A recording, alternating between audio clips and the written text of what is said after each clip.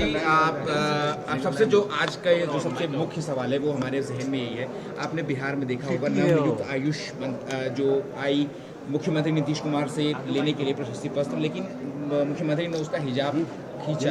इसको लेकर के कई सारी कंट्रोवर्सी हुई, क्या कैसे देखती हैं? देखिए, बहुत अफसोसजनक और शर्मनाक हरकत है कि किसी महिला, बात हिजाब की नहीं है, बात यह है कि कोई भी महिला उनको उनका अधिकार है वो अपना आंचल किसी भी तरीके से ले, और उसको खींचने का अधिकार किसी को नहीं है। It is an invasion of privacy, private space of a woman.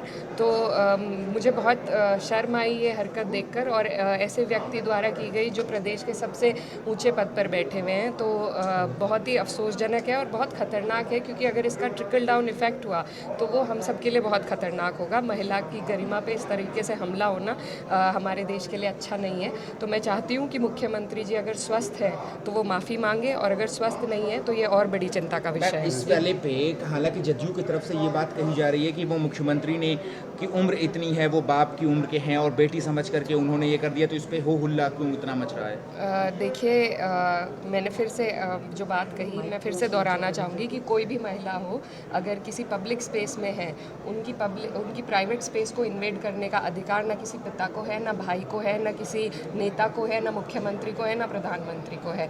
ये एक महिला की गरिमा का सवाल है, हमें उनका सम्मान करना है। और जिस तरीके से ये हरकत हुई, बिल्कुल वो बुजुर्ग है और हम उनका सम्मान करते हैं, लेकिन जिस पद पर वो बैठे हैं उसकी भी कुछ जिम्मेदारियां हैं। अगर ये हरकत हुई है तो उस पद पर होने के नाते उन्हें माफ़ी मांगनी चाहिए। अगर वो स्वस्थ नहीं है तो ये हम सब के लिए, देश के लिए और बिहार के लिए बहुत बड़ी चिंता। एक आखिरी सवाल है इकरा जी, एक आखिरी सवाल है कि बीजेपी ने इस पे ये कहा है कि अगर हिजाब ही पहनना है तो घर में रहें, अगर नीचे से ऊपर ढक करके रहना है तो घर में रहे, बाहर को निकलती हैं। इकरा जी आप सबसे जो आज का ये जो सबसे मुख्य सवाल है वो हमारे जहन में यही है।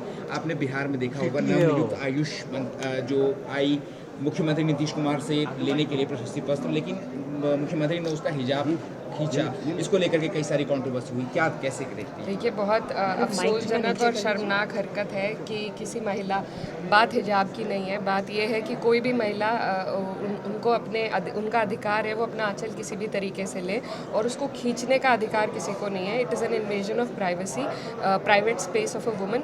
तो मुझे बहुत शर्म आई ये हरकत देखकर, और ऐसे व्यक्ति द्वारा की गई जो प्रदेश के सबसे ऊंचे पद पर बैठे हुए हैं। तो बहुत ही अफसोसजनक है और बहुत ख़तरनाक है, क्योंकि अगर इसका ट्रिकल डाउन इफेक्ट हुआ तो वो हम सब के लिए बहुत ख़तरनाक होगा। महिला की गरिमा पे इस तरीके से हमला होना हमारे देश के लिए अच्छा नहीं है। तो मैं चाहती हूँ कि मुख्यमंत्री जी अगर स्वस्थ है तो वो माफ़ी मांगे, और अगर स्वस्थ नहीं है तो ये और बड़ी चिंता का विषय है। इस पहले पे हालांकि जदयू की तरफ से ये बात कही जा रही है कि वो मुख्यमंत्री ने की उम्र इतनी है, वो बाप की उम्र के हैं और बेटी समझ करके उन्होंने ये कर दिया, तो इस पे हो हुल्ला क्यों इतना मच रहा है? देखिए, मैंने फिर से जो बात कही मैं फिर से दोहराना चाहूँगी कि कोई भी महिला हो अगर किसी पब्लिक स्पेस में है, उनकी प्राइवेट स्पेस को इन्वेड करने का अधिकार ना किसी पिता को है, ना भाई को है, ना किसी नेता को है, ना मुख्यमंत्री को है, ना प्रधानमंत्री को है।